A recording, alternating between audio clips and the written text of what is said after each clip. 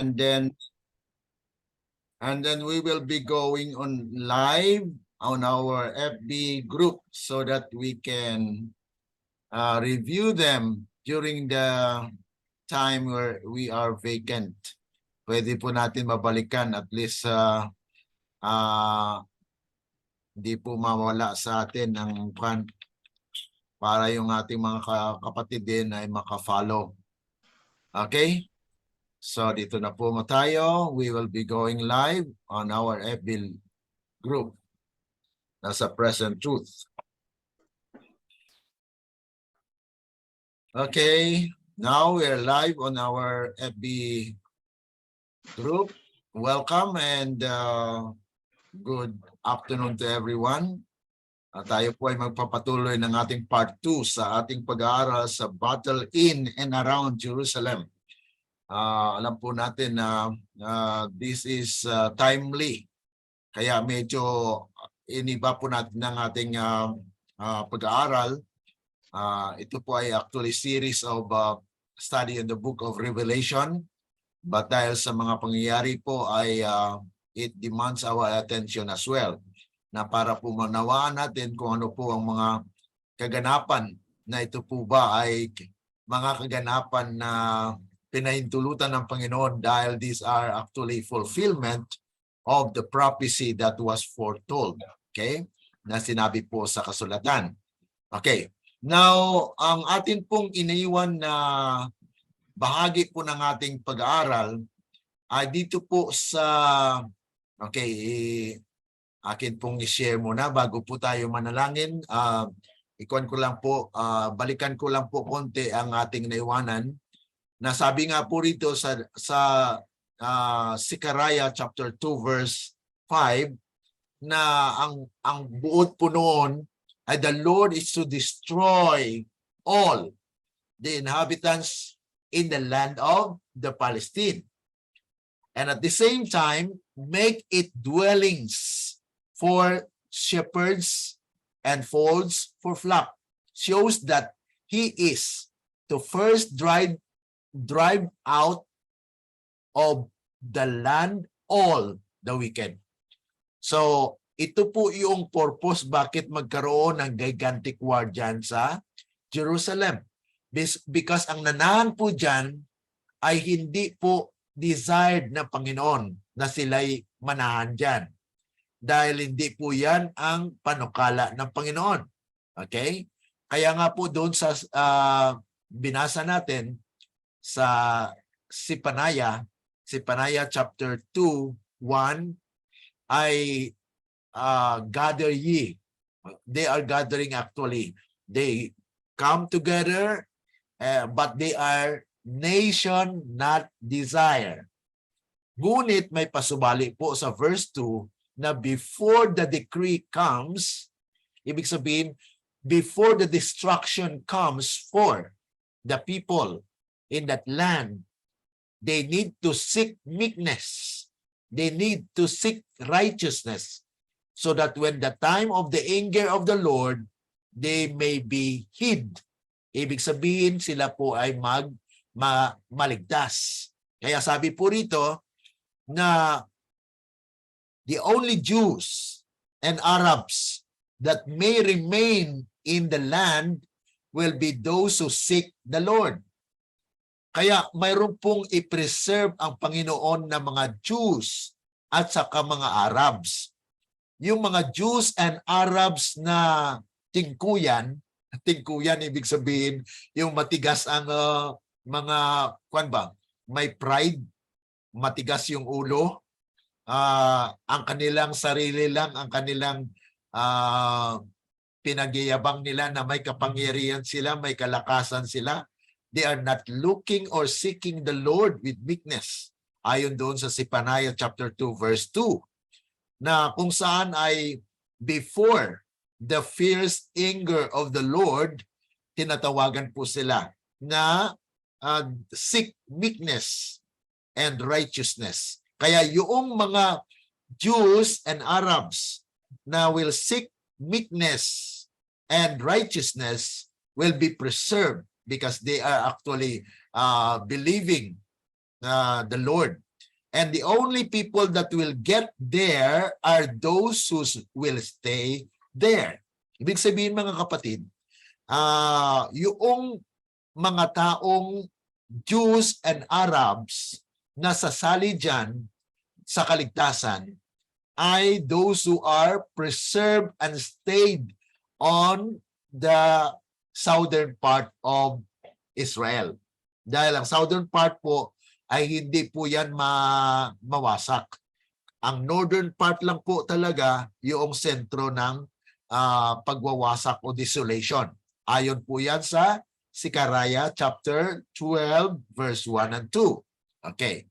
So the Lord or the land is preserved for the kingdom of antitypical Judah. Kaya yung Judah po ay nasa southern part. Yan po i-preserve ng Panginoon. Ano po? And then the nation and the kingdom that will not serve her, yung mga nasyon na hindi po kasali or sasama bilang pag-expand ng kingdom of Judah will be destroyed. Yan pong sinabi doon sa Jeremiah 51 verses 19 to 23 na they will be break in pieces because they are not for Israel or Jerusalem. Okay? And sinabi nga po dito, they will be what? Perish. Yeah, those nations shall be utterly wasted. Kaya yun po mga kapatid, ang atin pong tinitingnan na kung saan ay sinabi nga po rito na ang Panginoon ay talagang gagawa po. Kaya bilang pasubali or mensahe po sa ating panahon ngayon. Kung itong Lebanon, okay, Lebanon dito po nakatira, dito po yung mga sinanay na mga Hezbollah fighters. Yung Hezbollah fighters mga kapatid, sila po ay mas matindi kaysa Hamas terrorist. Yung Hamas po ay meron silang 30,000 armed forces skilled. Itong Hezbollah na supported also by Iran ay 100,000 soldiers trained. At mayroon po sila talagang mga sasakyan, mga rockets na magagamit po. At kung sila po ay sasali sa gera at actually nagpasabog na po sila, nagtry na po sila na pagpasabog ng part ng Israel. So yan po ay ating tinitingnan na kung ang Hezbollah sa Lebanon at yung Syria at yung Iran ay magsalakay laban sa Israel, ito po yung kapangyarihan or tinatawag natin na carrier ng Amerika na nasa Mediterranean Sea ngayon. Naghahanda lamang at binabantayan ang mga pangyayari ay it will actually cause the great and gigantic war na mangyayari po dyan. Okay? Dahil ang Amerika ay kung magwana po yan, mag-engage na sa war, then other countries will also be involved. Dahil mayroon na pong tinatawag warning na sinabi ang Iran, na kung sasali po ang yung US ay talagang mga kapatid, kahit yung Russia, kahit yung China, dahil ito po ay mga ka-allies ng mga kalaban ng Israel. Kasi alam niyo po mga kapatid, yung Israel ay tumulong sa Ukraine. Oh. Ngayon, mabuntunan ng galit ng Russia, yung Israel. So maging kasali na po yan sa war. Kaya sabi po rito, bago po tayo manalangin, at the time Jerusalem that now is false, the Lord's feet shall stand upon Mount of Olives, and there make a very great valley, that is, remove the obstacles and hindrances and thus prepare the land for the returning of His people. Yan po ang mababasa natin sa Zechariah chapter 14, verses 3, 4, 5. Yan po mababasa natin dyan. Na kung saan itong Mount of Olives po I will become a great valley that will inhabited by the coming in of the people of God.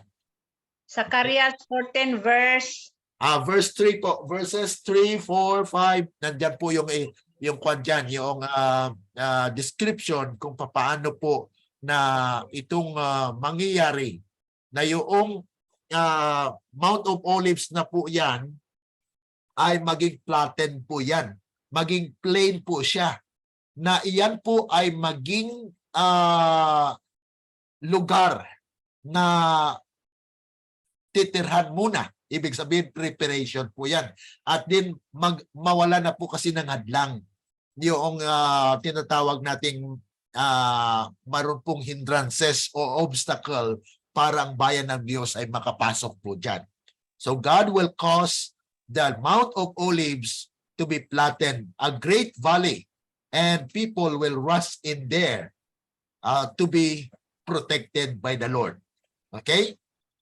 kadtong sa SOP, ambot asa to na ako nabasa sa SOP nga, diha si Ginoong Hesus inigbalik niya, diha siya mo kuan sa Mount Olive tapos mapatag na diha, lahi pud na. Okay. Yan po ay alam niyo po yung kuan na yan, ang understanding po ng ating church diyan ay second coming or that is the next or after 1,000 years. Pero mga kapatid, ito po ay during the war. Okay? During the war po ito. Ibig sabihin, hindi siya literally na makita ang Panginoon. Ay, okay. Hindi po siya literal na makita po kasi lalapag po ang paa niya pero hindi niyo po makita yan kasi He is actually the invisible God that will actually make it possible that the prophecy will be fulfilled. Kasi yun po yung pagtatayo ng kanyang kaharian na theocratic government na po siya. Okay? Tingnan po natin, patuloy po natin yan after po ng ating panalangin. Yan po ay binibigyan ko lang po kayo ng thought for our prayer. Na ipanalangin po natin ito na tulungan tayo ng Panginoon na maalaala po natin ito kasi hindi natin kaya na ma-absorb ang lahat ng mga ito kung walang tulong ng Banal na Espiritu. Kaya nga po tayo manalangin. Tayo po ay maniklod sa ating panalangin. Sa inyo dakila at mabagin po naming Ama na nasa langit ka sa muli, kami po ay nagpapailanlang ng aming samutiling sa inyo papasalamat na kami po ay nagkaroon ng pagkakataon upang aming himay-himayin at lasapin ang mga propesiya, hula na nakasulat po sa inyong banal na kasulatan. Tulungan lamang po kami, Panginoon, na ito lahat ay aming maunawaan. Hindi namin po ito matarok at maabot. Maliban lamang ang inyong banal na Espiritu ay gumawa at lumukob sa amin upang ang lahat ng ito ay mananatili sa aming puso't isipan at kami po ay inyong magamit din po sa pag-share sa aming kapwa sa mga Adventista. Alam po namin, Panginoon, na medyo mahirap ito sa aming kalagayan. Ngunit salamat dahil kayo po ay nagbigay sa amin ng karapatan sa pamagitan po ng inyong banal na Espiritu na amin itong maunawaan at maibahagi din sa aming kapwa. Salamat, Panginoon, sa inyong pagtugon. Ito po ay aming dalangin sa matamis na pangalan ng aming Panginoong Yesus. Amen. Okay. Now, dito po tayo ngayon sa, ito po yung sinabi ko kanina, no? Zechariah chapter 14, actually 3, 4, 5 po yan, sunod-sunod po yan ng mga versikulo dyan, pero ito po yung utos, okay? Sabi rito or description kung paano po ang bayan ng Diyos ay tatakbo at maging, po yan, maging kuta nila na maging safe sila during na mga tinatawag natin na trouble such as never was since there was a nation. Kasi yun po yung sinabi sa Daniel 12 verse 1, di po ba? Sabi doon na Michael will stand and it will be a trouble such as never was since there was a nation. Okay, sabi po rito, and ye shall flee, kayo ay tatakbo to the valley of the mountains, for the valley of the mountains shall reach unto Azal. Yeah, ye shall flee, like as ye fled from before the earthquake in the days of Uzziah, king of Judah. And the Lord my God shall come, and all the saints with thee. Oh, so ito po ay sabihin natin na, oh, second coming yata ito. Oh, pero tingnan po natin ang kwan po dito, yung background niya, na mayroon pong war. So there is actually the presence of the Lord in them, but not visible.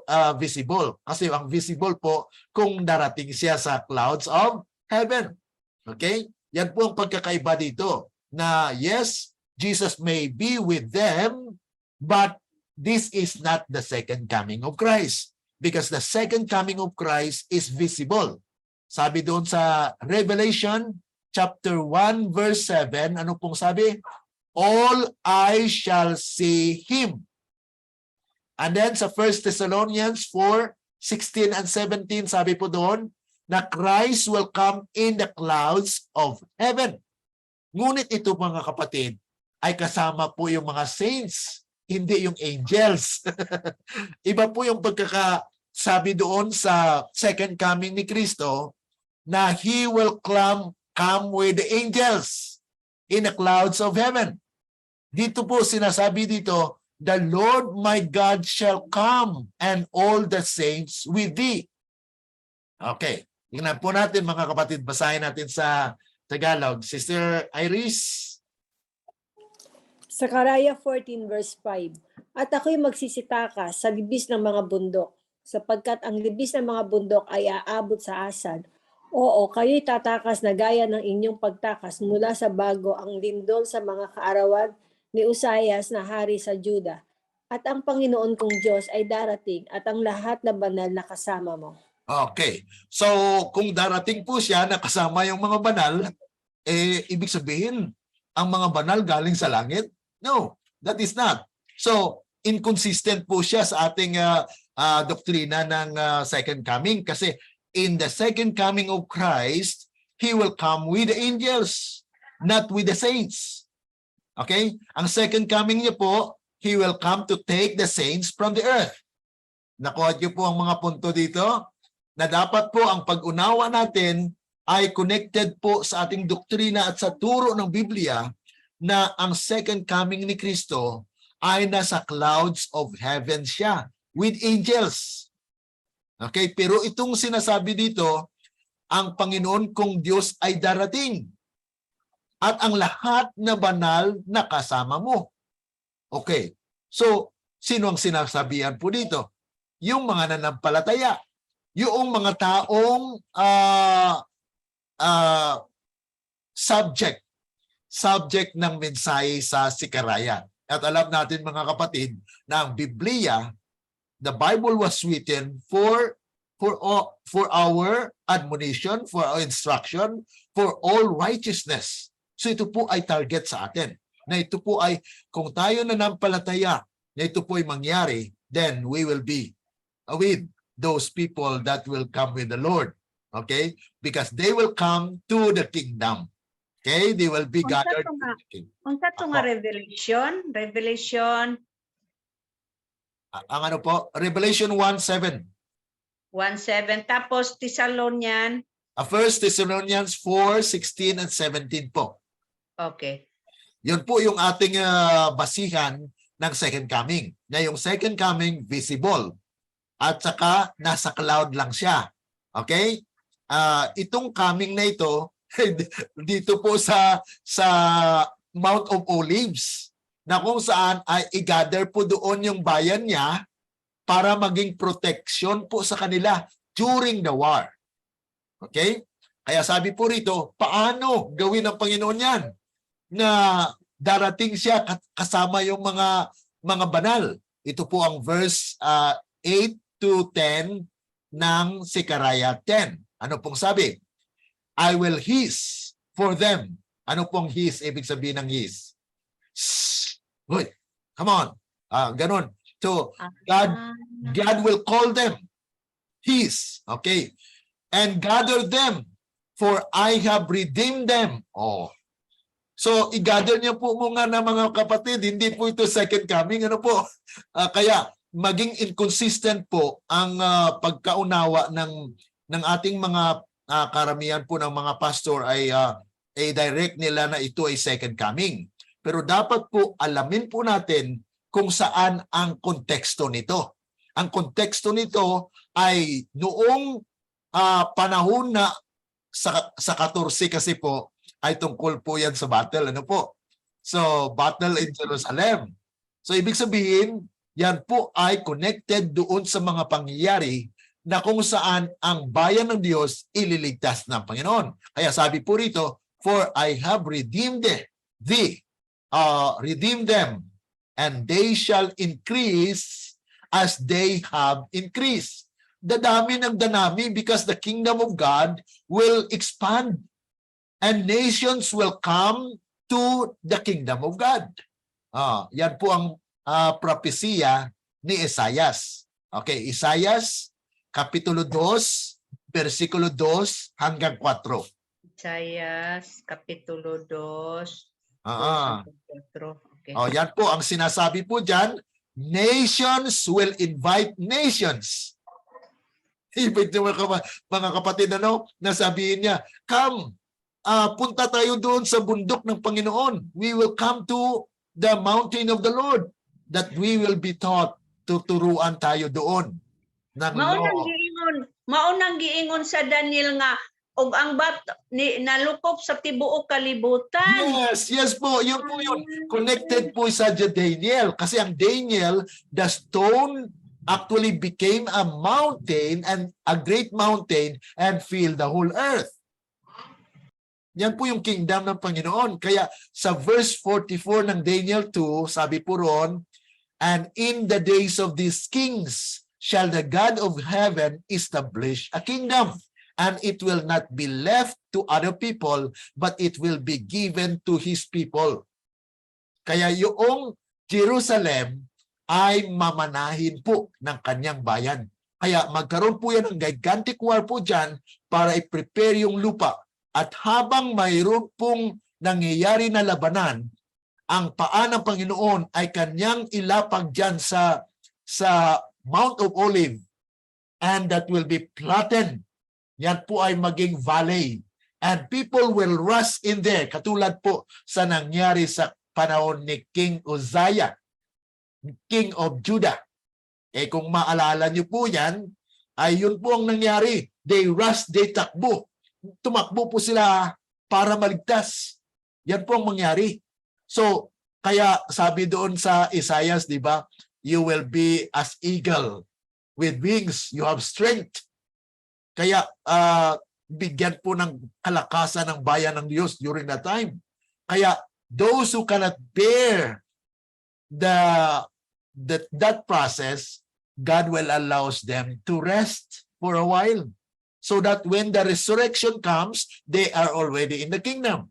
Yan po yung plano ng Panginoon, na yung mga matatanda, halimbawa po na katulad kila Victor Houghty, matanda naman po sila, tumanda sila, namatay sila.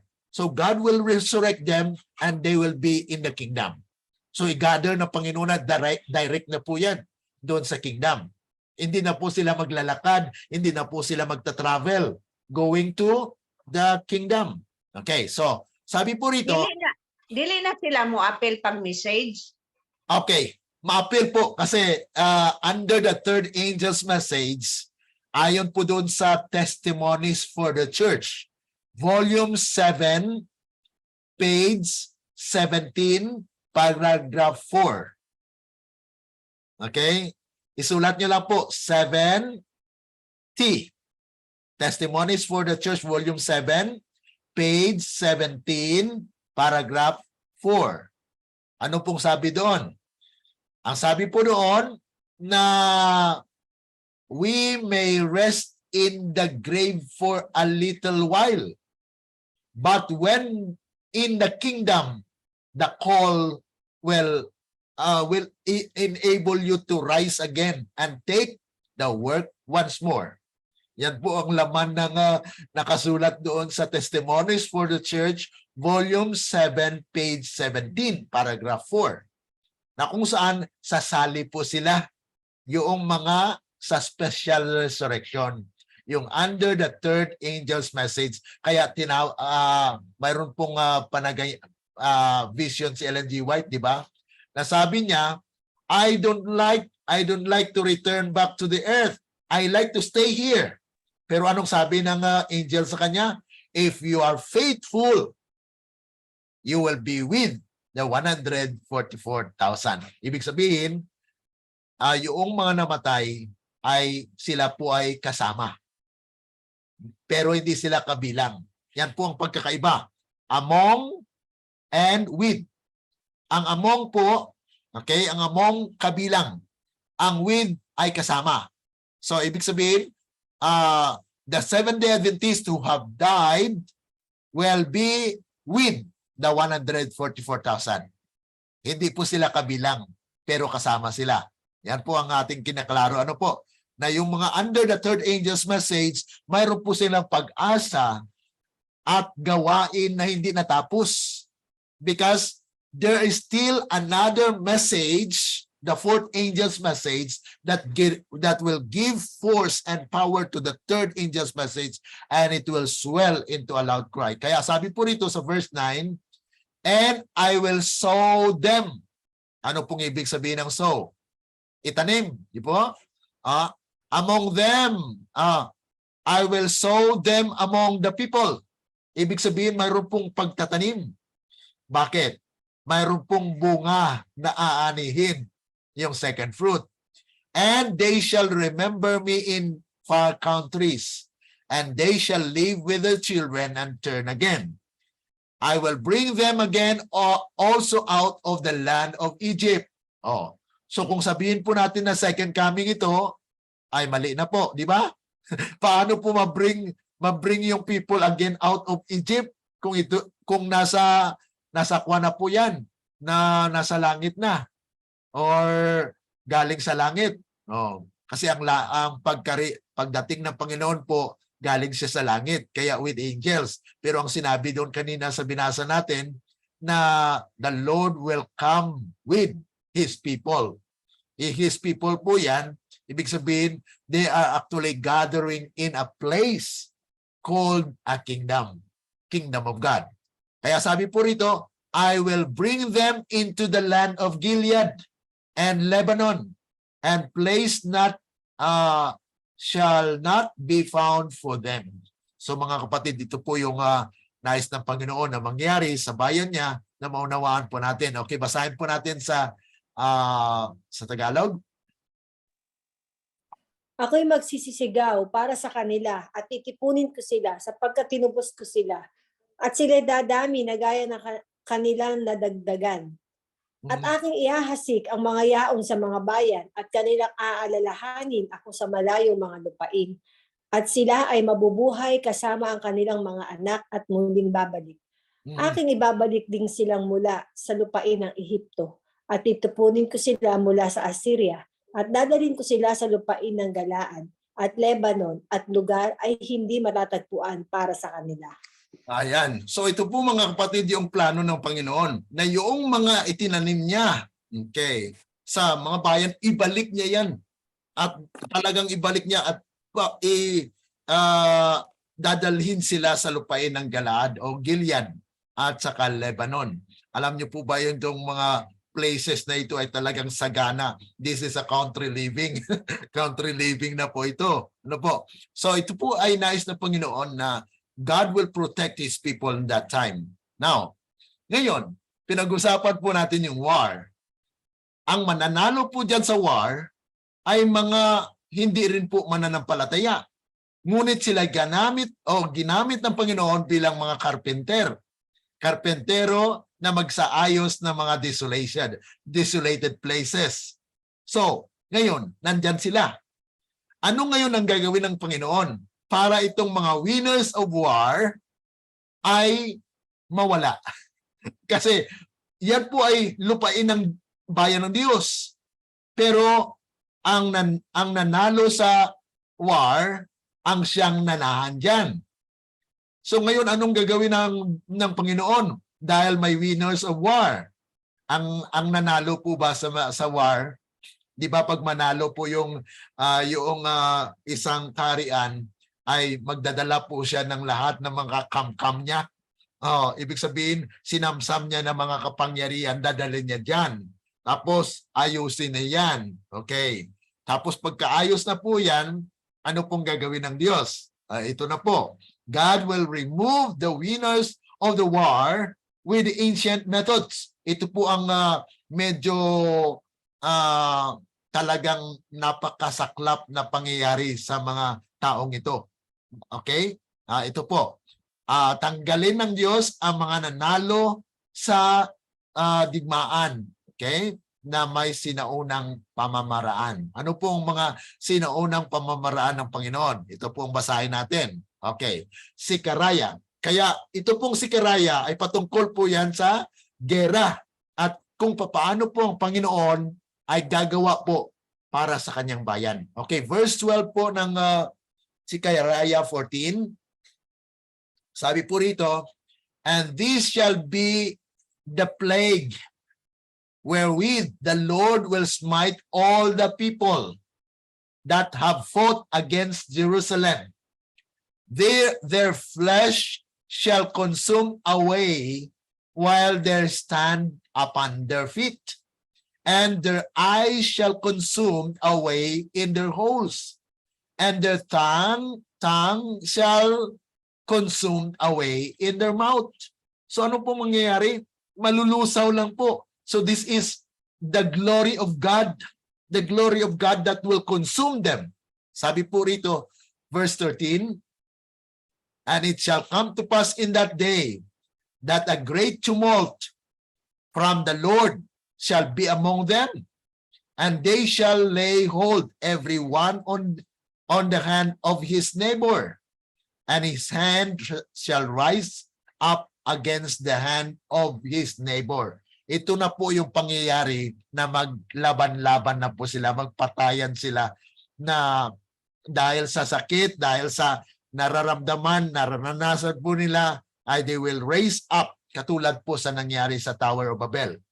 Kaya this is the time of the antitypical Babylon. Okay? Kaya nga po ang 144,000 ay inutusan ng Panginoon, okay, call my people from Babylon. Ito na po yung second na fall of Babylon. Kaya sinabi doon sa three angels message, ang pangalawa, that Babylon is fallen twice. Ang final na fall niya po ay this time, na kung masilyado na ang bayan ng Diyos, ma-establish ang kingdom, that's the time of Babylonian era. Okay? And the 144,000 will call the people out of Babylon. Okay? Yan ang Revelation 18, 1-4. Okay, nakuha niyo po mga kapatid? Sa ato pa ang pag-ingon di ay ang kaduha ka higayon nga gisulti nga napukan na duha ka higayon pud silang napukan. Yes, napukan na po, 'di ba? Napukan na dati.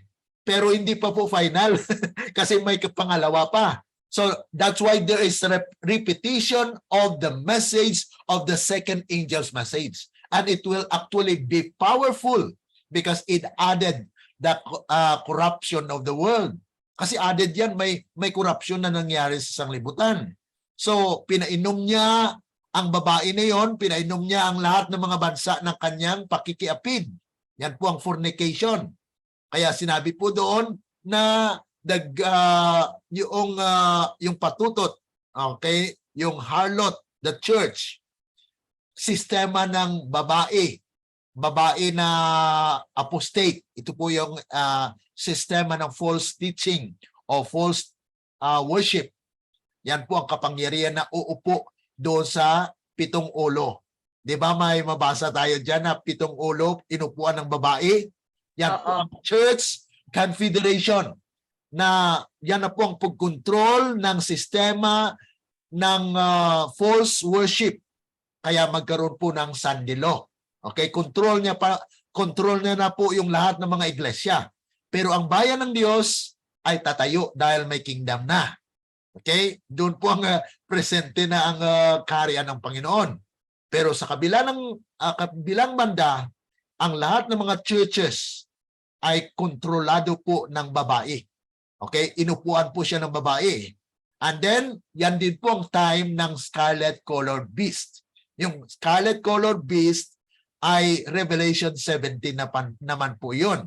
Kaya yun po yung mga pag-link o pag-angot-angot ba, kaugnayan ng mga studies natin sa Revelation, na kung saan ito po ang mga propesiya na dapat maunawaan po ng ating iglesia. Kaya nga sabi po rito na mayroon pong mga pangyayari na para ma-dissolve o ma-remove ang mga winners of war, God allows that He is actually working for them to be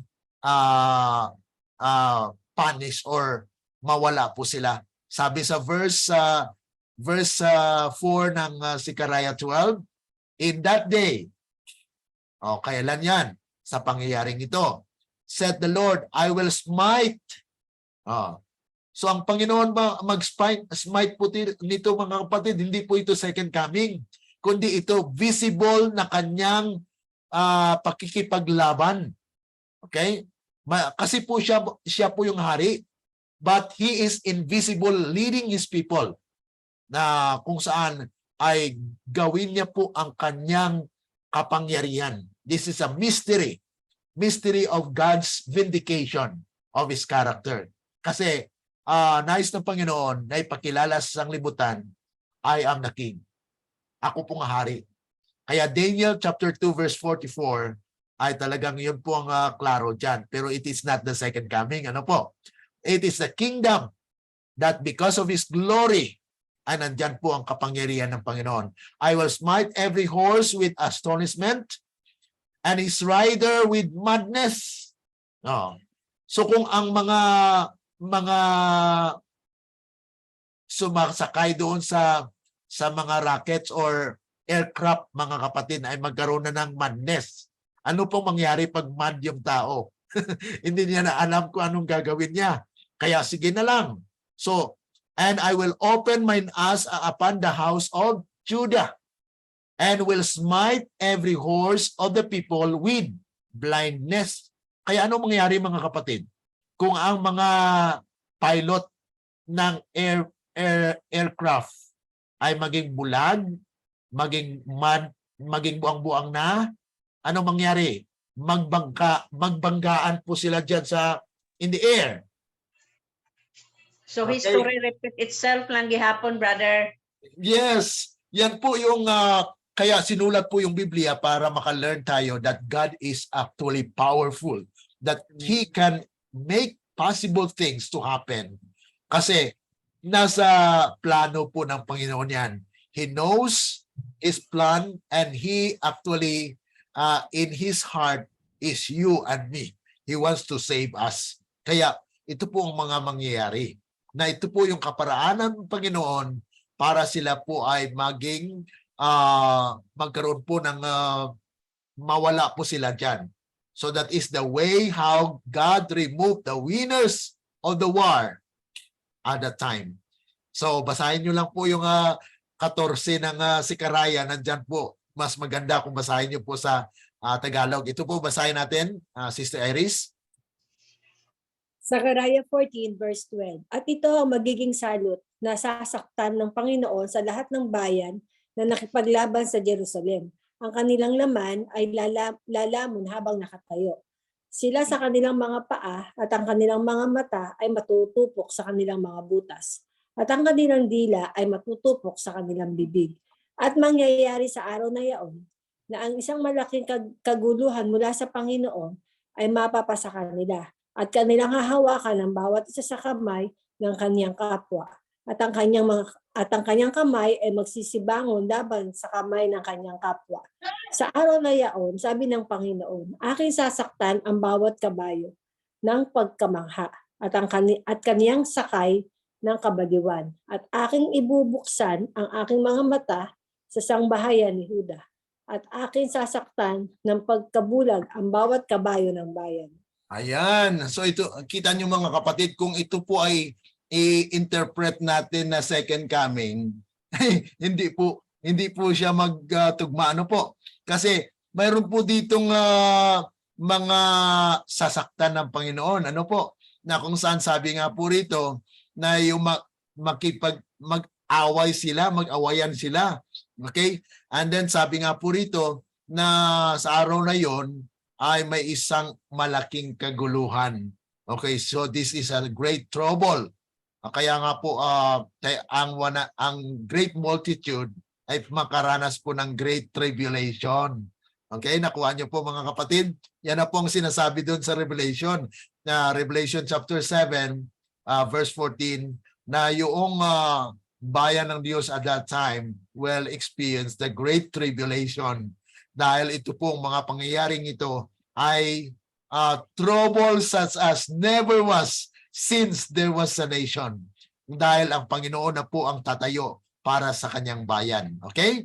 Now, ngayon, ang verse 14 to 15, basahin po natin. Sabi po rito, and Judah also shall fight at Jerusalem. Okay. And the wealth of all the heathen round about shall be gathered together, gold and silver and apparel in great abundance. Kaya mga kapatid, ito yung sinasabi ko, na yung kayamanan ng buong mundo, dahil sasali po ang lahat ng mga nasyon dyan. Kaya ang mananalo po dyan ay mayroong malaking kayamanan. Okay? Kaya i-gather po yan in abundance. At nandyan po sa Jerusalem. During this conflict of the nations, the kingdom of Judah is to be restored. Yan na po yung Davidic kingdom. Yung Davidic kingdom, kaya nga po may tinatawag na Davidian. Kasi we are expecting that God will establish a Davidic kingdom. Saan mababasa? Okay? Mababasa po natin yan. Okay? Mabasa niyo po, buksan niyo po ang inyong Biblia sa Jeremiah 33. Yan, basahin niyo lang po yan. Nandyan po yung, kung mayroon po kayong Bible na English, especially King James Version, may title po dyan siya. Yung Bible ko po na may comment ni Ellen G. White, may title po doon na Davidic Kingdom. Klaro po yun doon. Jeremiah 33. Okay? At saka yung Hosea chapter 3 verse 4 and 5 na they are actually expecting a King David. Kaya ang hari po nila si David. Kaya itong si David Kores naman ay dahil nabasa niya po yan sa message ni Victor Hotif ng mga Shepherd's Rod Believer, ay sa halip na ang pangalan niya actually mga kapatid ay si Vernon Howell, inabasa niya po yung study na yan na the king of the kingdom will be David. Kaya pinalitan niya po ang kanyang pangalan from Vernon Howell, pinalitan niya po ng David Koresh. Alam niyo po ang ibig sabihin ng David Koresh? David the Great. Okay? Kaya yun po yung David Koresh, yung Branch Davidian. Okay? Ngayon, yan po ang ginagamit ng iglesia laban sa message na ito. Pero hindi nila alam na si David Koresh, mga kapatid, ay kwan po siya, leader ng kulto po yan. It's a cult. Dahil he is actually prophesying that he is the King David. Siya po yung maghahari during the time ng theocratic government. Kaya nga po, ito po yung mga studies na during the conflict of the nations, the kingdom of Judah will be restored. She also shall fight at Jerusalem and shall gather to herself the wealth of the heathen. Ano pong ibig sabihin na yan? Ibig sabihin ba makipaglaban din sila? No. They are actually in the move for the message. Yan po, kasi may mababasa rin po tayo na yung kingdom po ay hindi aalsa o hindi magagamit ng mga hinganiban sa pagkikipaglaban, because this is a spiritual fight. Fight with your faith, pananampalataya, mga kapatid. And so shall the plague, ito na po, shall the plague of the horse, of the mule, of the camel, and of the ass, and of all the beasts that shall be in these tents as the plague. So yan po mga kapatid, the plague falls on both men and beasts that are found in the tents of the unbelieving. So kung ang mga hayop o mga animals na nasa tent ng mga unbelieving people, they will also actually receive the plagues. Kaya sila, yan na po yung mga hampas ng Panginoon sa kanila. So this is actually the God will pour out the plagues for these people. So God will actually cause them to be eradicated. Eradicated, ibig sabihin, mawala po talaga sila. So the wicked in the land will be consumed because God's people will come in. Okay? So sabi po rito, okay. Basahin po natin sa Tagalog.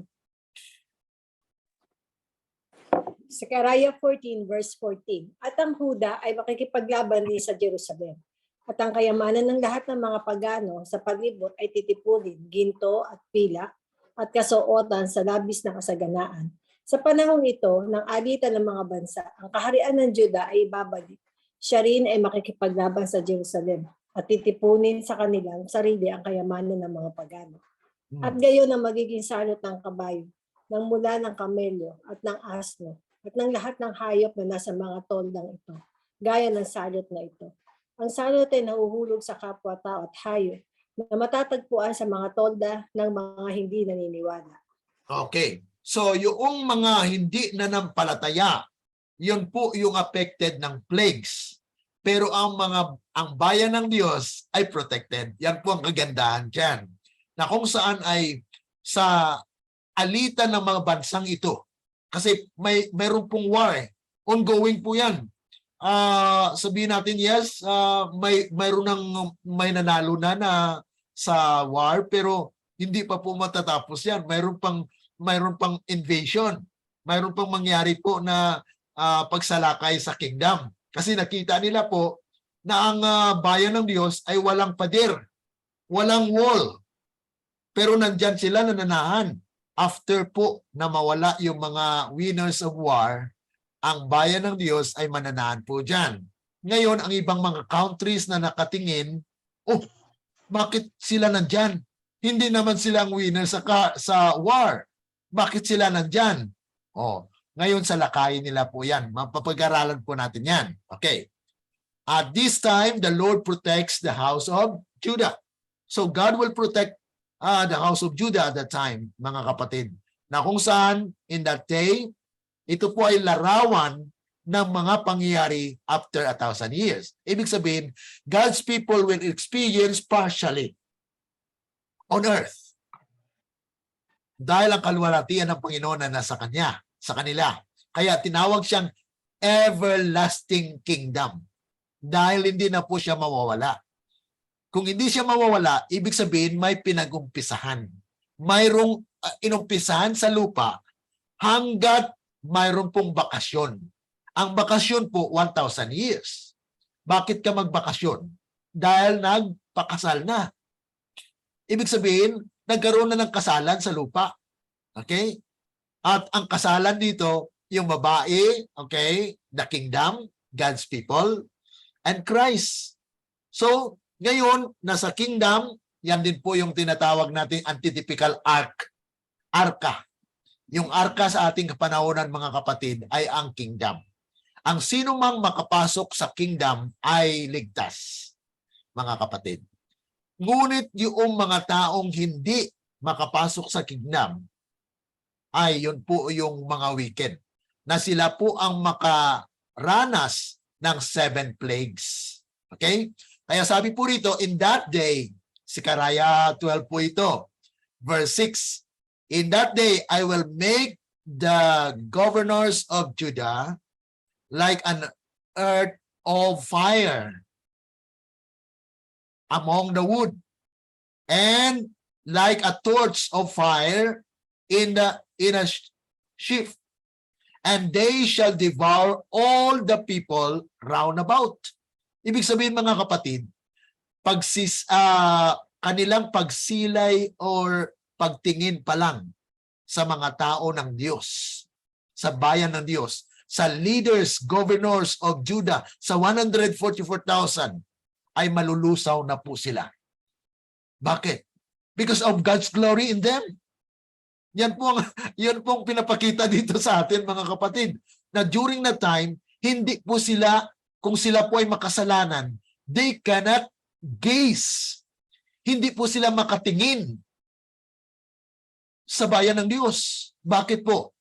Dahil pagtingin pa lang nila, mga kapatid, they are malulusaw na sila, katulad po kay Moses. When he come down from Mount Sinai, ay nag-iba po yung kanyang itsura niya. So masisilayan po nila, oh, this is God's glory. So kung siya po ay matuwid na tao, hindi po siya malulusaw. Dahil mayroon po siyang pusong maamo. So sa oras na yun, mga kapatid, ang mga wicked ay malulusaw dahil itong mga governor of Judah, mga leaders of Judah, the elite soldier of the Lord, which are the 144,000, they are like a torch of fire. Ang torch of fire, mga kapatid, makwan yan. Di masilaw. Oh, kaya sabi po rito, ito po yung sinasabi po ito ng Biblia. In-explain ko lang po, at least manawaan po natin kung ano po ang sinasabi. And like a torch of fire in a sheaf, and they shall devour all the people round about, and on the right hand and on the left, and Jerusalem shall be inhabited again in her own place, even in Jerusalem. Alam niyo, mga kapatid, ang pagkaunawa ng ating church dito ay iba. Sabihin nila, second coming, yan, third coming na yan. After 1,000 years na yan. Mga kapatid, that is wrong. Because ito po ay, ang background nito, ang konteksto nito, ay during the war. Mga kapatid. Dahil mayroon po pong mababasa dito na kung basahin mo ang verse 8 ng Zechariah 12, ay mababasa nyo po dyan. Okay, basahin nyo nga po, mga kapatid, para karagdagan po sa ating kwan, bakit sinabi po dito na kailan po ba yung mangyari? In that day, will I make the governors of Judah like an hearth of fire. Parang kwan po siya. Yung talagang kwan siya ng liwanag, ilaw. Okay, basahin nga natin to sa Tagalog. Okay, sa araw na yon, Sister Iris, pagkabasa nga ito. Sa araw na yaon, ay gagawin ko ang mga gobernador ng Huda na parang isang apuyan ng apoy sa gitna ng kahoy at gaya ng isang sulo ng apoy sa isang sandal. At kanilang lalamon ang buong bayan sa palibot sa kanan at sa kaliwa. At ang Jerusalem ay tatahan muli sa kanilang sariling dako sa makatuwid bagay sa Jerusalem. Zacarias 12 verse 6. Okay, kung basahin nyo ang verse 8, pakibasa nga po. Tingnan po natin kung ano po ang kanyan. Kasi Zacarias chapter 12 verse 8, mayroon pa po dyan na sinabi na ito po ba ay second coming? Kasi ang pagkaunawa po ng church natin dito ay ba? So dapat po atin makuan po ito, makalaruhan na kung saan ay sinabi po rito sa verse 8. Sa araw na iyon, iingatan ng Panginoon ang mga nakatira sa Jerusalem upang kahit na ang pinakamahina sa kanila ay magiging kasinlakas ni David Ang Oo. mga angka ni David ay magiging parang Diyos, parang anghel ng Panginoon na nangunguna sa kanila. Okay. So yan po mga kapatid. Ito po ay premillennial kingdom na kung saan in that day shall the Lord defend. So ang Panginoon po ang mag-defend o ibig sabihin kanyang ingatan ang kanyang bayan. And then sabi po riyan, defend the inhabitants of Jerusalem, and he that is feeble among them at that day shall be as David. Kaya mayroon pong David yan. Ano po? Nasa prophecy pala tayo. Kaya huwag kayong matakot o huwag po tayong mahiya na tawagin kang David yan because we are expected to be like that. Sa ngayon, wala pa pong David yan. Okay? Yes, an association, yes we are. But there's no Davidian yet. Ang Davidian po, hindi na mamamatay. Because sabi nga po rito na in that day, so prophecy po ito. So kung tayo po ay sa kasamaan ng mga Davidian, hindi pa po tayo Davidian.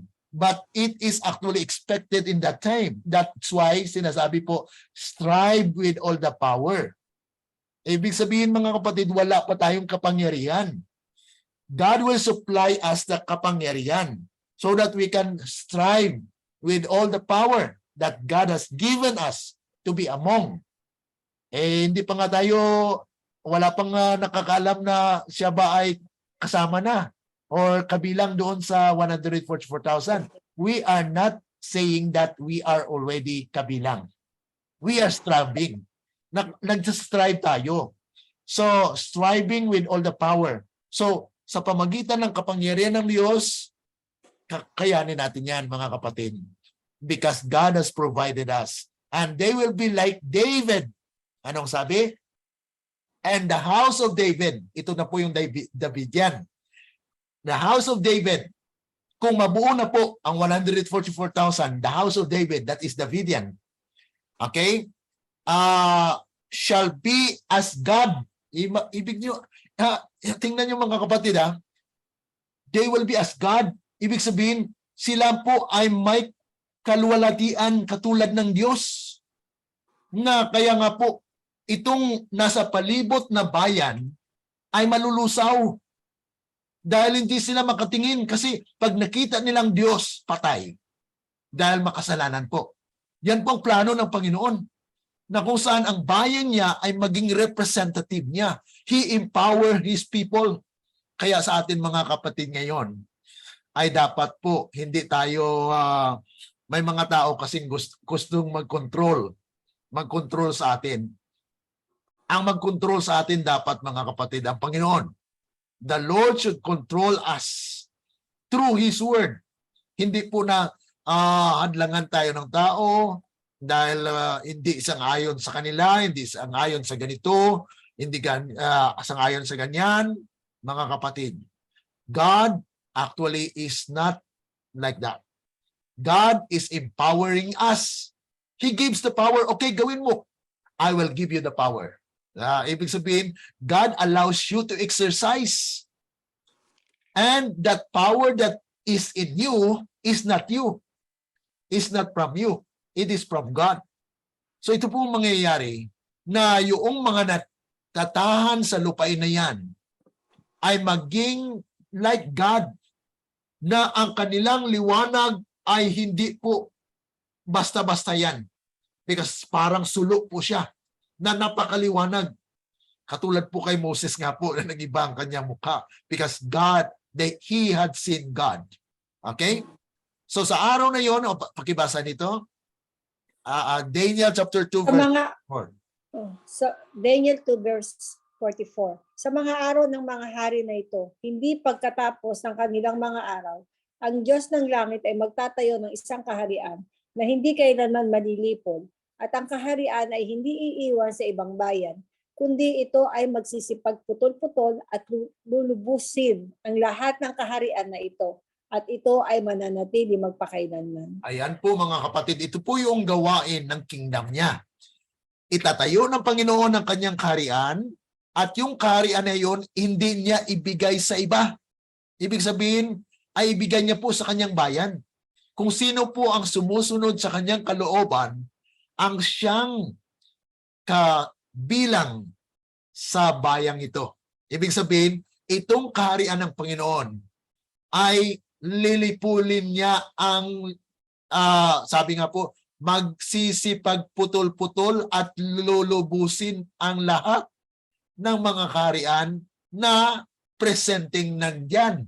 Ibig sabihin, ito po ay hindi second coming. Okay? Kaya nga po kinaklaro talaga natin yung Daniel chapter 2 na yung stone dyan ay hindi po yan second coming. That is a kingdom that is established na pagkatapos ma-purify ang iglesia dahil nanggaling po siya sa bundok. Ang bundok ayon sa Biblia ay people. So these are actually people na i-cut. There is a separation. There is purification. Yan po yung Ezekiel 9. So God will purify His church at maging stone po siya. Bakit singular? Because they are united in Christ. So Christ is in them. Si Kristo ay nasa kanila. Because His righteousness becomes our righteousness. Kaya nga po ito dapat maunawaan natin na hindi po tayo ang may kakayanan. Ang may kakayanan sa ating buhay ay ang Diyos na siyang gumalaw sa atin, na siyang ngayon ang mamayani sa atin. Kaya ang mabuting gawa natin, hindi natin gawa yan. Gawa po yan ng Diyos na sa atin. Nakuha niyo po mga kapatid, ito po yung doktrina na napakahirap para sa iba. Kasi sabi nila, I do this, I do that, I pay my tithe, I do this, I sigh and cry para maligtas ganito, ganyan. No, that is not. Ang mga bagay na yon, resulta yon. Resulta yon ng iyong nanaganap sa iyo. Ibig sabihin, mayroon pong nangyari sa iyo, conversion. Yung conversion na ipinanganak ka muli. Ayan po yung born again.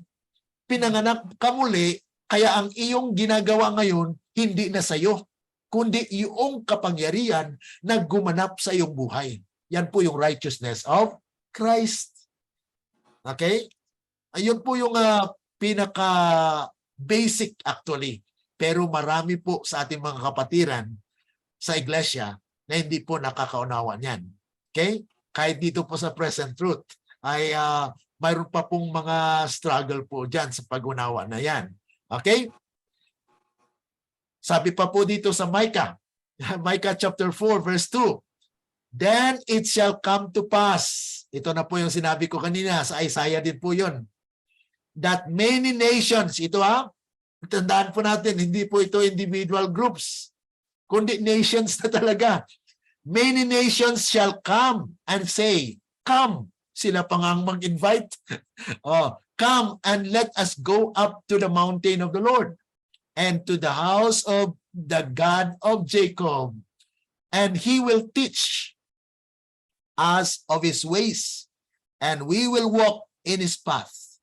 For the law shall go forth of Zion, and the word of the Lord from Jerusalem. So yan po mga kapatid, ito ay mangyari in the last days. Okay? Sa ating kapanahunan ngayong mga kapatid, expected. Hindi po ito na hindi po doktrina ito ng sabihin nila, turo ng Davidian yan. Yes, but it is the teaching of the Bible. So ibig sabihin ang Biblia ay Davidian.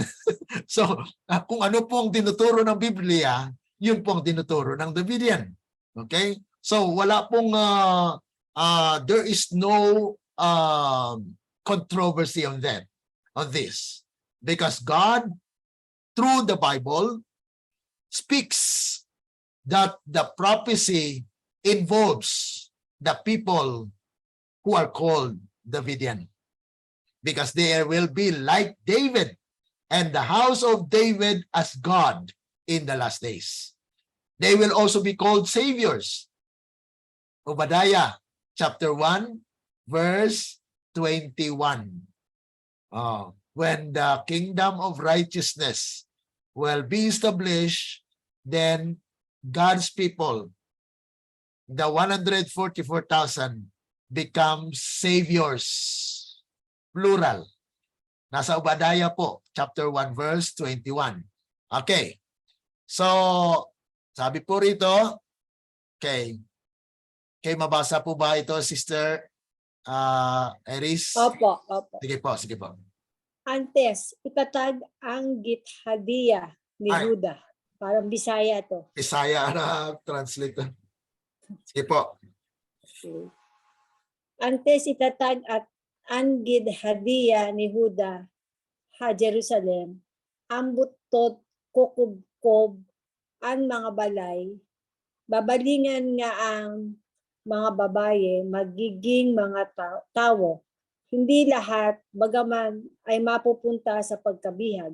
Ang mga labi ay hindi pinutol sa lungsod, malinaw na nagiging bahagi sila ng sambahayan ni Huda. Sa panahong iyon, kapag ang Jerusalem ay bumagsak at ang Panginoon ay nagtanggal ng lahat ng mga hadlang para sa pagtitipon ng kanyang mga tao, kung gayoy, ito ay ang sambayanan ni Huda ay muling itinatag. Ang bayan ng Diyos ay tatakas patungo sa lambak. Nang mabilis na tila sila ay tumatakas mula sa lindol. Sinaktan ng Panginoon ang mga hukbo ng mga bansa, samantalang kasabay nito ay pinoprotektahan at dinadakila niya ang kanyang sariling mga tao.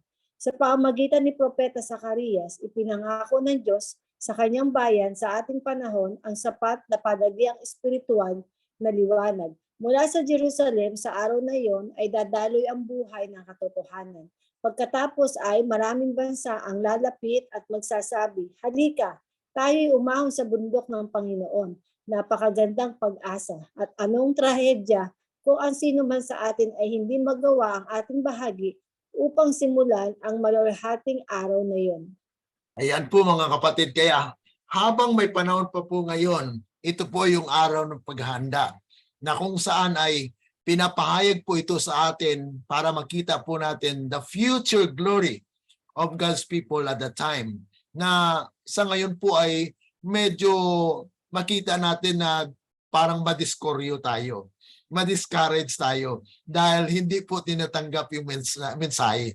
Ngunit mayroon po siyang kaluwalhatian na hindi masukat dahil during the time when God's people are already sealed, kasi mayroon pong tinatawag na pagpupunyagi or pakikibaka. Hindi po ito pakikibaka laban sa laman, kundi sa espiritu. Kaya nga po, inihiling natin na ang banal na espiritu ang siyang lulukob sa atin.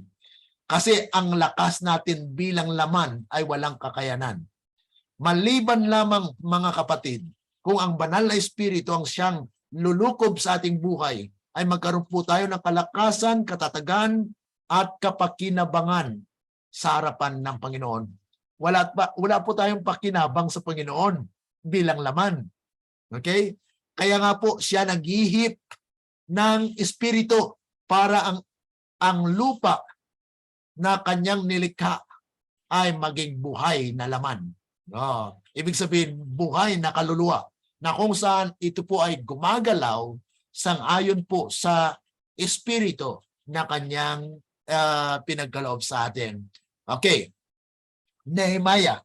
Sabi po rito ni Nehemiah, paano po igagather ng Panginoon na kung saan ay mayroon din po mga kaparaanan ng Panginoon para talagang ang kanyang voice, ang kanyang tinig ay marinig po ng tao. Sabi dito sa Nahum chapter 2 verse 6, 10 and 13, sabi po, the gates of the river shall be opened and the palace shall be dissolved. She is empty and void and waste, and the heart melted, and the knees smite together, and much pain is in all loins, and the faces of them all gather blackness. Behold, I am against thee, said the Lord of hosts, and I will burn her chariots in the smoke. Ito na po yung chariots na ito ay description po ito ng mga rockets mga aircrafts na talagang makwan po yan, matutupok ng apoy. Okay? I will burn her chariots in a smoke, and the sword shall devour thy young lions, and I will cut off thy prey from the earth, and the voice of thy messengers shall no more be heard. Kaya mga kapatid, hindi na pakinggan yung messenger kasi dito mga kapatid, yung mga kanila, di ba may mga kwan po siya, yung mga legislators, mga kwan po dyan, mga senators, yan po yung mga, hindi na po yan mapapakinggan kasi wala na po yan. We are already under the tinatawag nating theocratic form of government. God is leading His people. So wala na po yan. God's people will be united during the time. Wala na po ngayong paghati-hati or separation ng mga bawat pananampalataya. Wala na po yan mga kapatid. So here the prophet predicts that Assyria's capital city will be emptied and her palace dissolved. Clearly, then the kingdom of Judah is set up in time of war and turmoil. So, kaya nga po, yun ang sinasabi natin, na ito po ay mga overlapping events na nangyayari. Na habang may war, God will also establish His kingdom. That's why He needs to flatten Mount Olives in order for His people to inhabit. Kasi yun po yung plano ng Panginoon, na habang nagkakaroon po ng war sa paligid po ng Jerusalem, ay mayroon pong safe place for God's people. Kaya yung Mount Olive, where this is the land of the idols. The mountain of the idols. Dahil yun po ang ginawa ni King Solomon noon. Nagpatayo po siya ng mga idol temple. Kaya yun po ay talagang i-flatten po yan. Maging libis po siya. Valley. And God's people will rush in there. At tatawagin po ng Panginoon ang kanyang bayan at magsitagpo sila dyan. At dyan po ang maging safe place ng bayan niya habang mayroon pa pong nangyayari na trouble such as never was since there was a nation. Okay? Now, okay, basahin natin ito sa Tagalog. Sige, Sister Iris. Nahum po ba yan o number? Okay, Nahum pala yan. Sorry, naging number. Apo. Okay po. Nahum 2, 6, 10, and 13. Ang pinto ang daan ng mga ilog ay bubuksan at ang palasyo ay matutunaw. Siya'y walang laman at walang kabuluhan at kasiraan at ang puso ay natutunaw. At ang mga tuhod ay magkakasamang sampad at ang maraming sakit ay nasa lahat ng balakang.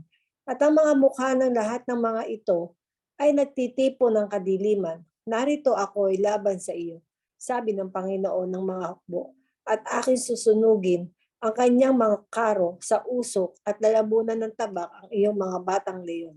At ang aking ihihiwalay ang iyong mga biktima sa lupa at ang tinig ng iyong mga sugo ay hindi na maririnig pa. Dito hinuhulaan ng propeta na ang punong lungsod ng Assyria ay mawawalan ng laman at ang kanyang palasyo ay nabuwag. Malinaw kung gayon na ang kaharian ng Huda ay tinatag sa panahon ng digmaan at kaguluhan. Ayan po mga kapatid, yan po ay pagpapaliwanag na sinabi po dito sa Nahum chapter 2. Ayan po yung actually yung mga libro na ating pinag-aralan po sa about the war, about Assyrian Confederacy. Tandaan niyo po yung Zechariah chapter 14, yung Zephaniah chapter 2, okay, Zechariah chapter 12, Zechariah chapter 2. Ayan po.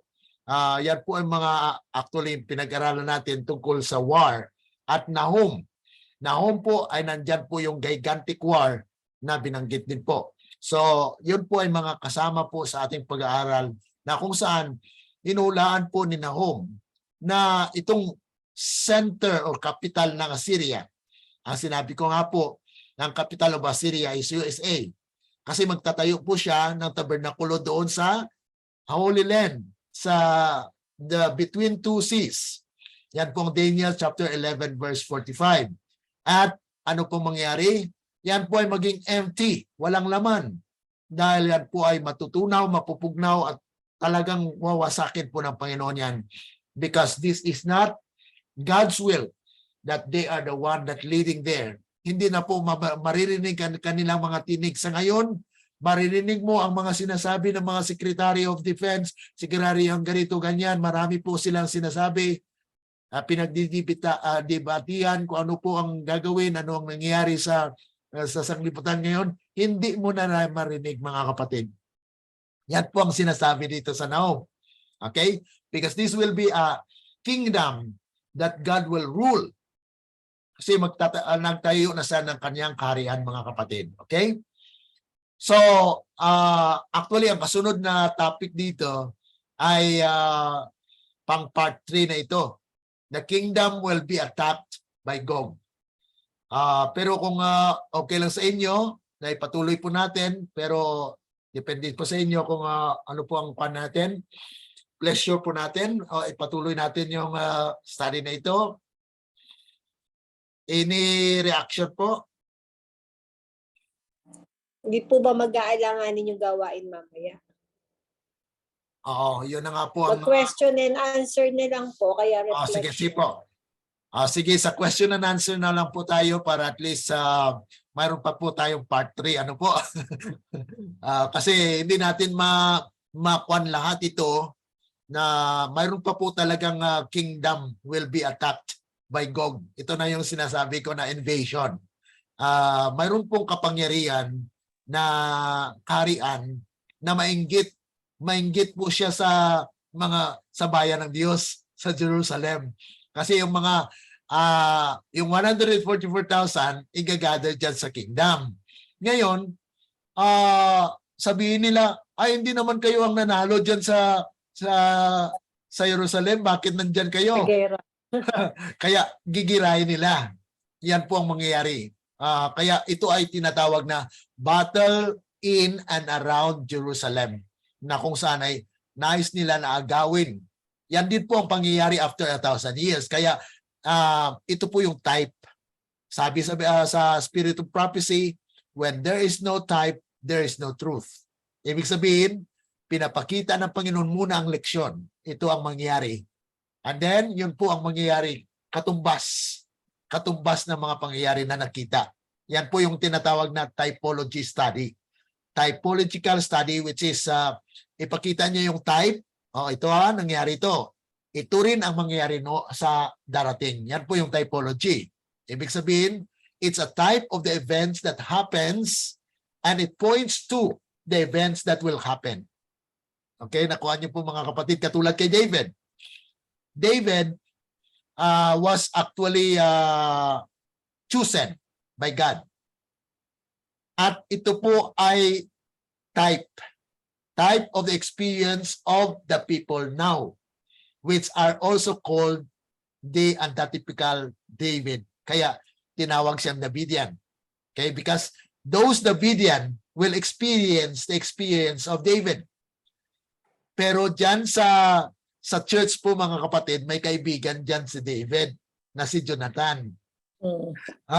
Si Jonathan po ay tumutulong yan. Sige lang Brad, sige lang, punta ka lang sa bahay.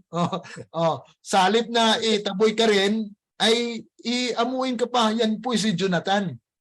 Kaya, pa Brad, naagi hapoy significance. yes, tama po. Okay. Tama po yan kasi yung karanasan ni David ay maranasan po ng bayan ng Diyos sa iglesia, na sila ay gustong patahin ng iglesia, ng mga leaders. Kasi kung hanapin kay, o sana si sister wala na dito, baka doon nagpunta sa isang iglesia, o punta rin tayo doon, hanapin natin siya, baka nagkalat na ng lagim. Yan po yung ginawa ni Saul. So ganun din po ang espiritu na gumaganap sa iglesia ngayon. marami ang mga karanasan po ng ating mga kapatid na tinaboy sila sa church. Ngayon, punta sila sa church, sa ibang church. Ay, sinundan ng pastor doon. Oh, nandito naman kayo. Oh, ganito. So, hanap-hanapin ka mga kapatid. Kasi hadlangan ka, pero you are already chosen by God. Pinili ka ng Panginoon. Kaya, you will be like David. You will be as David. Even you are weak. Kahit na, Sister Marian, kahit kwan tayo, hindi tayo marunong mag-explain. Basta matibay. Matibay ang loob. May pananampalataya. Yan po si Amen. David. Yan po si David. Ang kalaban niya po si Goliath. Malalaki yan, matatalino. May mga utak. Ibig sabihin na intellectual people, sabihin nila, okay, intellectual people sila, magaling sila, pero mga kapatid, it's not the measurement for God's people. Hindi po yan ang sukatan sa pagiging bayan ng Diyos. Ang bayan ng Diyos, kahit maliit ka, kahit ganito lang ang kakayanan mo, you will be as David, mga kapatid. Because God empower you. God will give you power, and so you are striving with that power. Amen. Pastor Glenn, pwede pong paki-explain niyo sa third coming?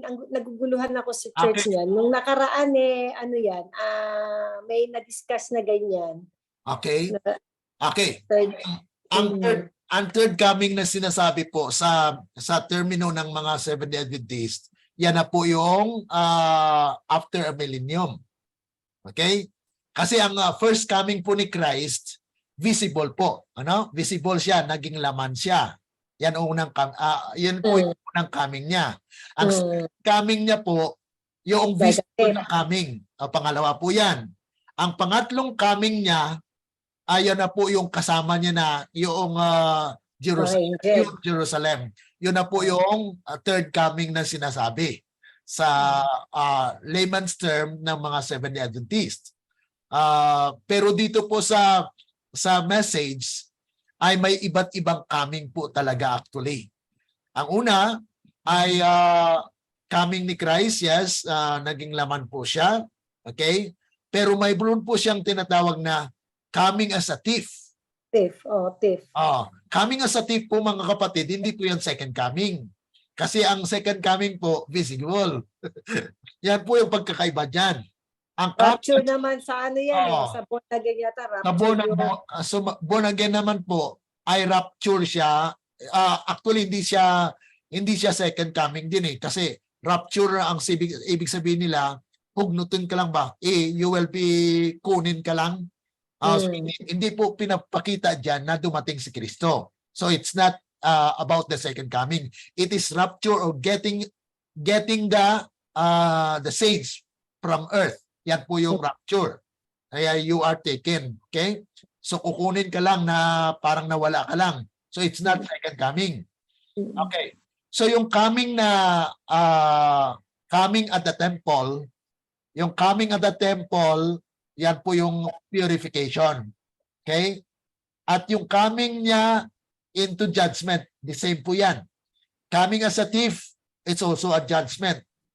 Bakit po? Dahil kung ang katotohanan po ay dumating sa atin at nireject natin si Kristo. Kanang di ba kanang giingon nga silence in heaven pala to? Okay, ang silence in heaven, okay, that is actually Revelation chapter 8 verse 1. Recession. Kwan po yun, recession of the investigative judgment. Okay? Dahil bago po ng seventh seal, before ng seventh seal, mayroon pong tinatawag natin na cessation. Cessation, ibig sabihin, pagtigil muna ng half an hour. Yan, half an hour. Half an hour silence in heaven. Yan po ay recession. Katulad po sa korte po, may recession o recess muna. Ibig sabihin, hindi pa tapos ang korte. Pero wala siya dili ingon nga ana nga panahon, ana nga mga kuan ning balik siya diri sa iglesia, siya ang naghukom. Okay, siya po yung actually yung bababa po siya, no? Okay, bababa po siya. Bakit bababa po siya? Dahil mayroon po siyang karit. Anong karit po? Harvest. He will harvest the first fruit. Sa sulod sa iglesia. Opo. Basahin niyo po yung Isaiah chapter 63. Siya lang isa? Okay, may anghel po yan. Ah, Okay, yun po yung yung pana po, yung Ezekiel 9. Mag-execute po dyan yung angel. Okay?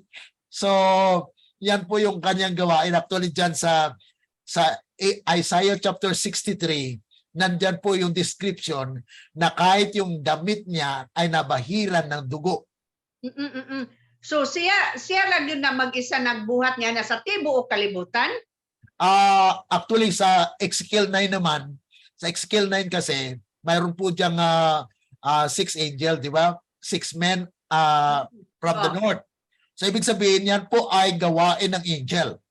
Angel na kung saan ay ang kanilang nangunguna po diyan ng Panginoon. Sa Panginoon po ay may karit. Okay. Siya po yung magkuhan talaga. Sabi niya, okay, that person is not in the list. Ibig sabihin, siya po yung nagpili eh. Siya ang nagpili sa kanyang bayan. O yung 144,000, siya po ang mag-harvest. Okay? So yung mga wala po sa listahan or tinatawag nating hindi na silyuhan. Kasi may mga seal yan eh. Nakita po yan. Ang makakita po ng seal na yan, ang anghel lang. Walang taong makakita niyan. Okay? Kaya yung silyo, ang silyo ng Panginoon ay actually settling in the truth. So kung sino man po ang nasettle na sa katotohanan, yan po ang kabilang sa bayan ng Diyos na masilyuhan, the 144,000. Pero sa totoo lang, ang sealed natin dyan, Pastor Glenn, yung banal na espiritu eh. Yes, ayan po yung Ephesians chapter 4 verse 30. Yan talaga. Kaya nga ang banal na espiritu na Espiritu. nasa atin, dapat hindi natin yan pinalulungkot eh. Kasi sa panahon ng ganyan, yan ang magliligtas sa atin. Ang banal na espiritu na nasa katawan natin. Yeah, siya po yung mag-lead sa atin into all truth eh. Yes. Yan po. Kaya kung nilalabanan mo yun, talagang may problema. Yan po ang hindi Yun po mapatawad. Yan po ang hindi mapatawad. Kung ikaw po ay naglusta sa anak ng tao, kay Jesus Christ, mapatawad ka. Pero kung ang espiritu na ay hindi ka mapapatawad dahil yan po mag-guide sa atin. Yan po ang ating kapangyarihan. Kaya talaga ang pag-aaral natin, patuloy talaga yan kasi yan ang pagkain ng banal na espiritu na nasa atin. Para tayo gabayan talaga. Madaling pakinggan. Sa totoo lang, mahirap unawain. Hindi siya ganon kadali. Hindi po siya ganon kadali. Kahit yung, di ba sabi ko nga sa iyo, Pastor Glenn, yung second coming na sinasabi, kung tayo lang talagang nauunawaan natin, actually, nag-second coming na sa puso't isipan natin si Jesus Christ. Kasi sino ba ang naghahari sa atin ngayon after natin siyang tanggapin? Di ba si Jesus? Siya yung pinapayagan nating maghari sa ating puso't isipan.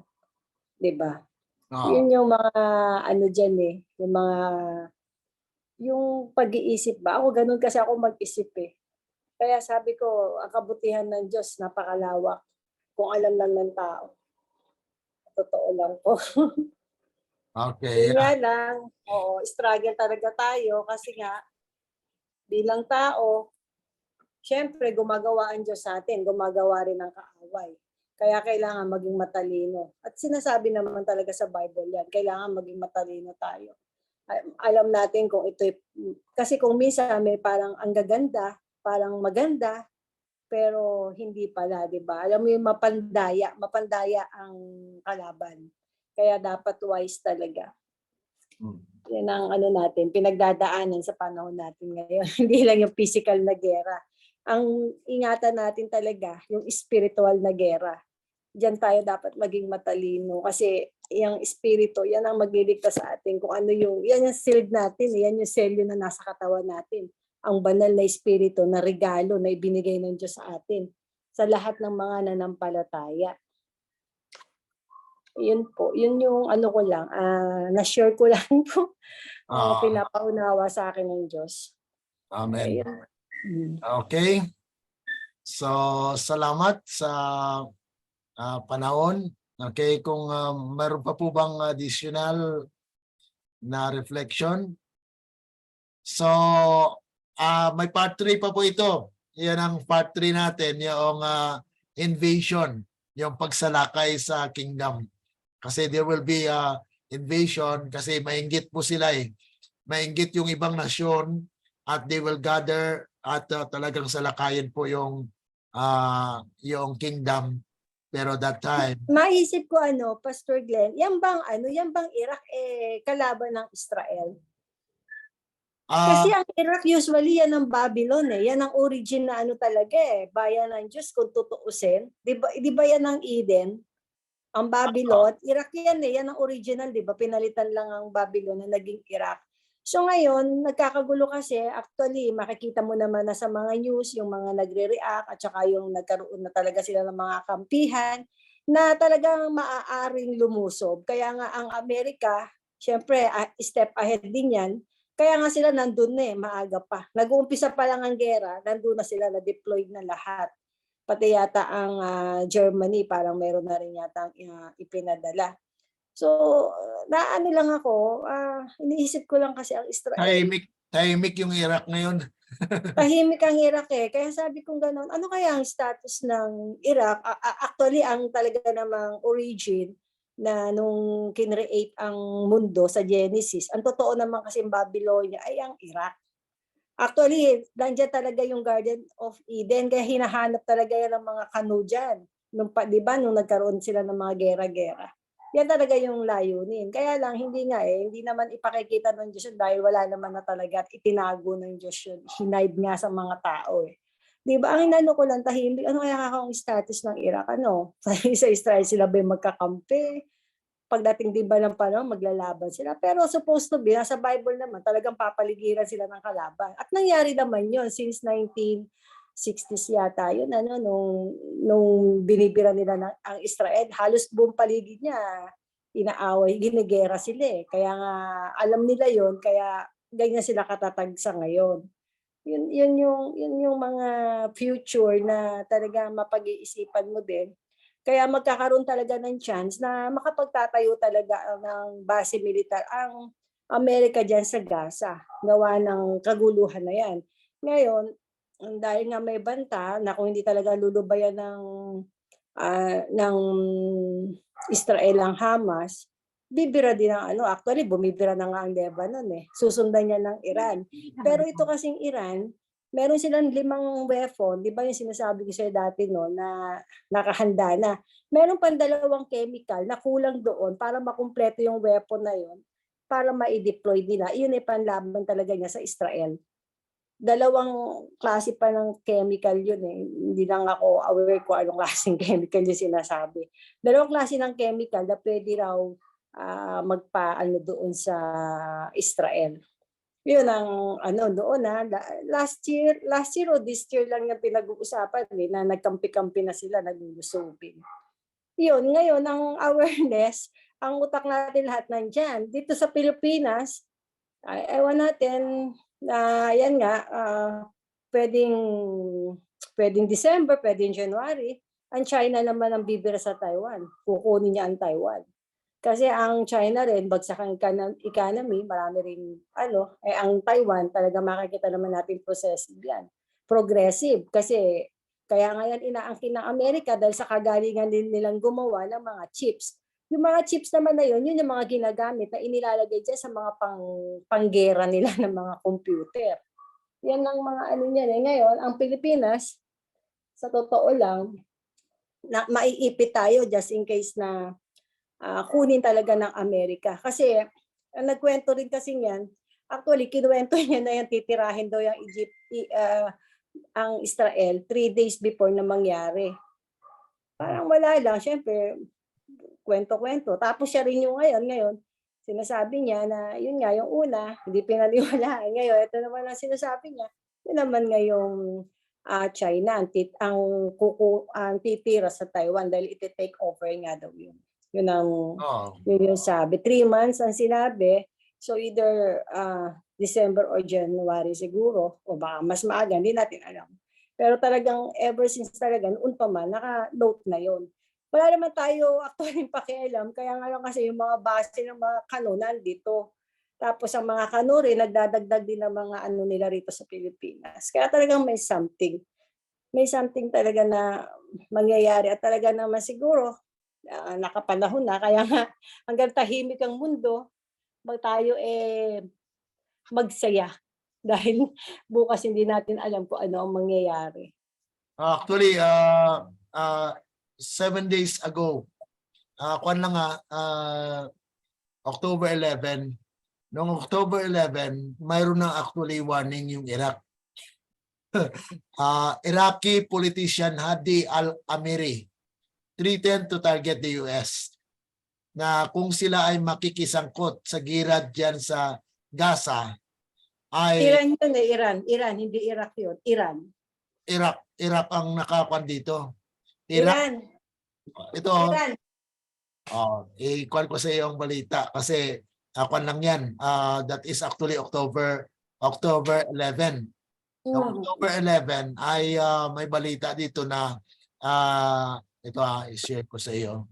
Magkasunod sila nagbigay ng statement. Nauna ang Iran, sinundan ni Putin, sinundan ni China. Ito, Iraqi politician Hadi al-Amiri threatened to target the US. So ito po yung Iraq na kung saan ay kung makikisangkot, talagang makuan na yan, parang warning na yan na kung ang Amerika ay mag-intervene sa war na ito, ay sila rin pero mga politician kasi yan, mga leaders na parang nag-ano rin sila kasi pag sumama na talaga yan sa war ay halos lahat ng mga countries involved. Kasi ang Russia, yung Malaysia, alam niyo po yung Malaysia. Ang Malaysia pala, kaibigan niya ng mga Hamas. Kaya kaya yun ang sila rin against sa Israel. Ang Malaysia, yung mga leaders nila doon. Ayan po ay mga update sana kuan ko lang kagabi na yung Malaysia pala ay kaibigan ng mga Hamas yan. Kasi ang Hamas kasi Muslim yan. So halos mga Muslim countries are actually supporting Palestina. Yung mga kuan na ito, mga Muslim. Kasi they have the prophecy. Prophecy nila na yung last na caliphate nga po ay dyan sa Jerusalem. Kaya expected po nila yan na pag matalo yung Israel dyan, sila ang manguna dyan. Sila ang maghari dyan sa Jerusalem. Kaya yun po yung ating pinag-aralan na ang Panginoon po talaga ang finally will cause the Jerusalem will be inhabited by His people. Yan po talagang nasa prophecy na kung saan ay pinag-aralan po natin. Okay? So, kung lang tayo, update lang po tayo sa mga pangyayari at maghandalin po tayo mag-share sa ating mga kapatiran na para maunawaan po natin na this event actually is a part of the plan of the Lord na i-restore niya yung kanyang kingdom dyan sa Jerusalem. Okay? Okay, kung wala na po, this will be the end of our study today. Thank you po sa time. Thank you po sa natin. Siguro next week na tayo makapagkuha ng ating third part or what do you think? Bukas kasi may meeting ako sa Friday preparation. So, next week na tayo. Next week na po tayo. Okay? Matutuloy kaya yung service kila, ano, kila Brother Sam sa Saturday? Third Sabbath kasi ang ano sa kanya, schedule eh. Ano kaya yun? Ikuha na tayo, mag-update lang po tayo. I-update lang natin siya. Okay po.